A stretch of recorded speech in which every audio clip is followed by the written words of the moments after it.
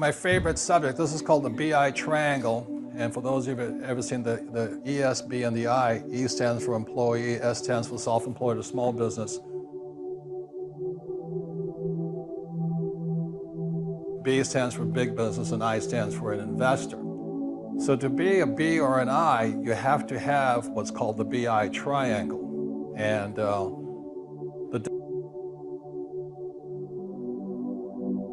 definition of a big business person versus a small business person is that a small has less than 500 employees and B has 500 more. That's by Forbes' definition. Other thing to be an investor, I don't care if it's a stock, bond, real estate, or a business. As an investor, I'm always looking at this BI triangle. I want to know how well structured is it before I put my money into the deal. The trouble with most S's is that they can't stop working. If they stop, the income stops. Like if you're a dentist, if you stop, the income stops. So those are some of the differences here. So my rich dad trained me to build businesses here. So the most important thing is a mission. Next part is a team, and next is leadership. So when you look at these things here, one of the reasons that I went to military school is at military school for 4 years, the most important thing is mission. Are you a team player? Some people are, some people aren't. And if you're not a team player, you can't be a leader. So we're constantly trained, for 10 years of my life, mission, team, leadership. I had to follow orders and then give orders as the case may be. So this is traditional military school, and this here is traditional business schools. So when I meet people, they have a business, I got a hot new product, and people think product is it. Product sucks. The world's full of product. You ever go to Hong Kong, there's product coming out of that place all over the place. Then there's legal. Unfortunately, you have to have attorneys, but you got to protect. Even with real estate, you might have to have the metes and bounds and the property lines. With me, intellectual property, I want to make sure my property is defined. As I said, in Israel, the problem is a property dispute, who owns that land. Then you have systems, there's like a business is a system of systems. A car is a system of systems. Body is a system of systems. There's the cardiovascular system, there's the lung system, there's a brain system, there's a digestive system, and all this. So as an entrepreneur, I'm always putting systems together. Systems are traditionally the engineers, web systems, accounting systems, marketing systems, and all this. So as a business owner, I don't want to do any of this, but I want to have somebody in charge of my systems here. So I do less, earn more money. Then this is communications. Okay, that's sales, marketing. There's external communications, internal communications. And a lot of I had a hard time transitioning from the military coming into the civilian worlds, because a lot of civilians, when I came out of the military, they just don't really like being called, hey, asshole, get this done. They really don't appreciate that.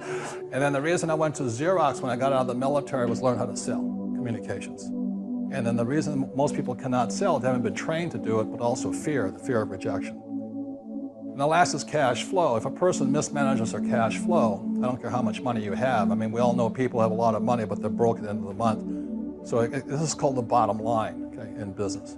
And again, I'll say it, is in my opinion, it is the #1 reason businesses fail, is because the entrepreneur is lousy at communications. They can't sell. As I wrote in Rich Dad, Poor Dad, I'm not a best writing author, I'm a best selling author. And there's a very big difference. So a lot of times I meet accountants and attorneys. These are the accountants here, these are the attorneys here. They're very smart people, but they're boring. They can't sell. Then they get angry that some punk like me comes along and makes the big bucks. But if you look at Steve Jobs, that guy can sell, internally, externally. Gates, he can sell. Trump can sell. Do you understand? So what we're going to be talking today about is external communications. Internal communications, different subject again. Okay, that's more in the team building aspects of it. So the way I was trained to be in communications is this.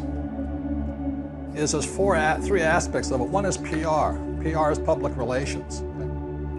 The next one is marketing, and then comes sales. Now, as an entrepreneur. So the difference is when I left my high pay, so I got a job with Xerox. So that's the last job I ever had. So when you look at the cash flow quadrant here, ESBI, here I was, okay? And I was making a lot of money at Xerox. Yeah. I went to Xerox for one thing, not the money. I worked at Xerox because I had to learn how to sell, because entrepreneurs have to learn how to sell. So I was preparing for this quadrant here, but I was really preparing for the big business quadrant. So I took a job at Xerox for 4 years, so I was preparing for these two quadrants here.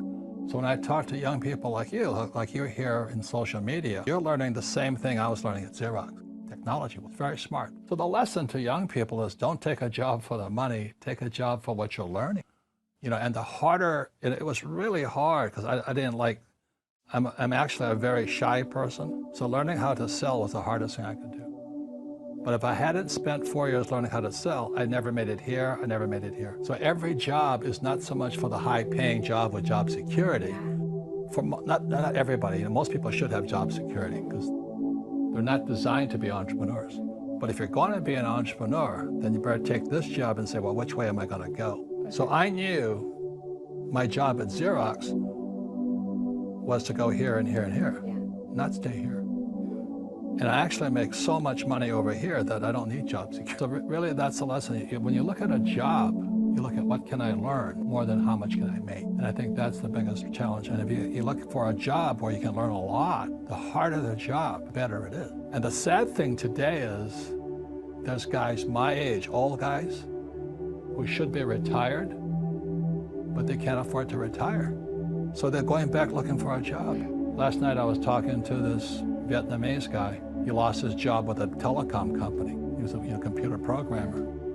So the saddest thing, and this guy I meet, nice guy, probably a few years younger than me, he's now working 3 jobs because in his head, I mean, he was a high-paid executive at the telecom company, lost his job, the company's out of business. I won't mention his name, but he still has go to school, get a job. It's still running his head here, rather than say, can I learn? And today, I mean, it's really sad. I was having coffee yesterday, and this guy comes up to me. He's about my age. He says, can I come to your company and apply for a job? I said, man, old as I am. But he says, I just don't want any, I just want the paycheck. And I think that's the biggest trap, and it's one of the biggest reasons that people going to school, your generation. There's a whole world out here in small business, whole world out here, and a whole world here.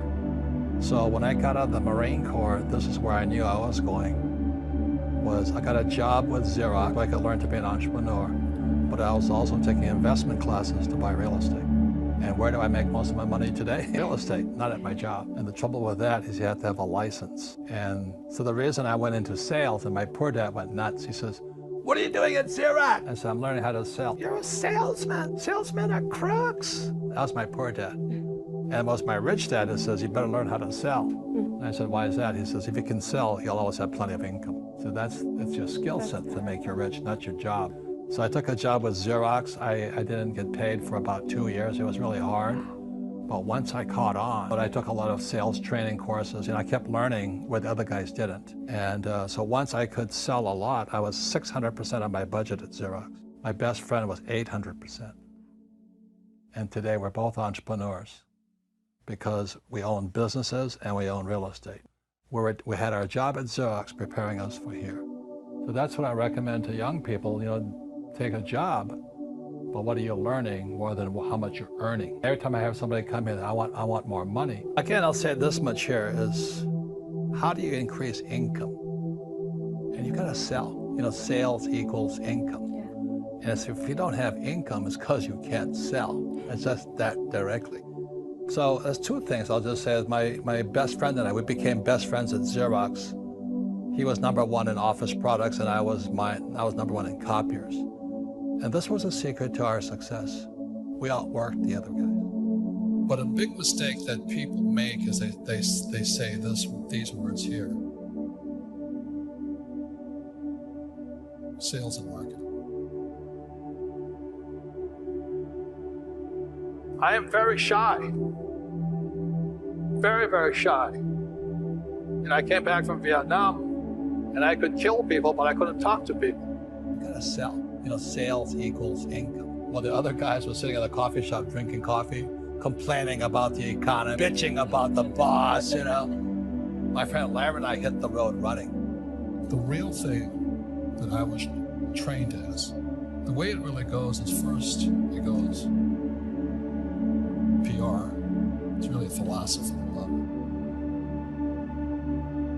So PR is public relations. PR is when I'm in there. Like I'll be in Newsweek next week, Time Magazine next week.